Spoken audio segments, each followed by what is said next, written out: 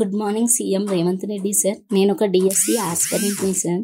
నేను ఈరోజు మీతో ఒక 5 నిమిషాలు మా బాధను పంచుకోవడానికే నేను ఈ వీడియో చేస్తున్నాను.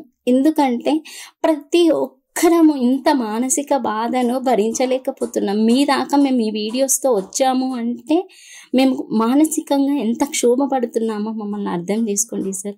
మేము డిఎస్సికి వాయిదా కావాలని అడుగుతున్నాం. ఎందుకంటే మాకు టెట్ పెట్టారు సార్, డిఎస్సి పెట్టారు. మా నిరుద్యోగుల ఉనికిని గుర్తించిన గొప్ప మనిషి మీరు సార్. మా నిరుద్యోగుల అనే వాళ్ళు ఒకరున్నారు, వాళ్లకు సపోర్టింగ్గా నేను ఉండాలి, నిరుద్యోగుల తరపున నేనున్నాను రేవంత్ అన్నని అని చెప్పి మాకు ముందు నిలబడ్డారు సార్. అలాంటి మీ గొప్ప మనసుకి మేము పాదాభివందనాలు చేస్తాం సార్. కాకపోతే ఈరోజు మేము అదే డిఎస్సిని వాయిదా వేయమని ఎందుకు అడుగుతున్నామంటే మాకు సమయం సరిపోతలేదు సార్. టెట్కి డిఎస్సికి 25 రోజుల సమయం ఉంది. ఆ 25 రోజుల సమయాన్ని మేము మధ్యలో HWO ఎగ్జామ్ రాసాము, DAO ఎగ్జామ్ రాసాము, చదవడానికి సమయం సరిపోవట్లేదు సార్.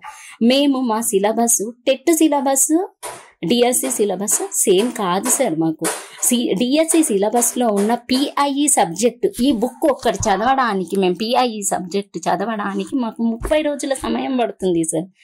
అంటే మేము మానసికంగా చాలా క్షోభ అనుభవిస్తున్నాం సార్. మేము ఎవరితోని మాకు సంబంధం లేదు, ఏ రాజకీయ పార్టీలతో మాకు సంబంధం లేదు.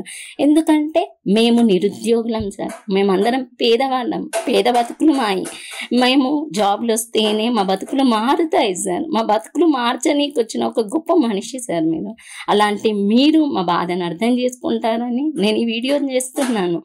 ప్లీజ్ సార్, దయచేసి మాకు కనీసం 2 నుంచి 3 నెలల సమయం ఇవ్వండి చాలు సార్. ఇంకా 2 నుంచి 3 నెలల సమయం ఇస్తే మేము శ్రద్ధగా చదువుకుంటాం, మా బతుకులు మేము మార్చుకుంటాం. దయచేసి మా ఈ నిరుద్యోగుల బాధను మీరు అర్థం చేసుకుంటారని ఆశిస్తూ మీ ఒక చెల్లిగా, ఒక అక్కగా కోరుతున్నాను సార్. ప్లీజ్ సార్, ఈ ఒక్క వాయిదాని మా కోసం ఇవ్వండి సార్. మీకు దండం పెడతాం సార్. అసలైన తొలి వెలుగు. Follow WhatsApp at Toli Velugu Official.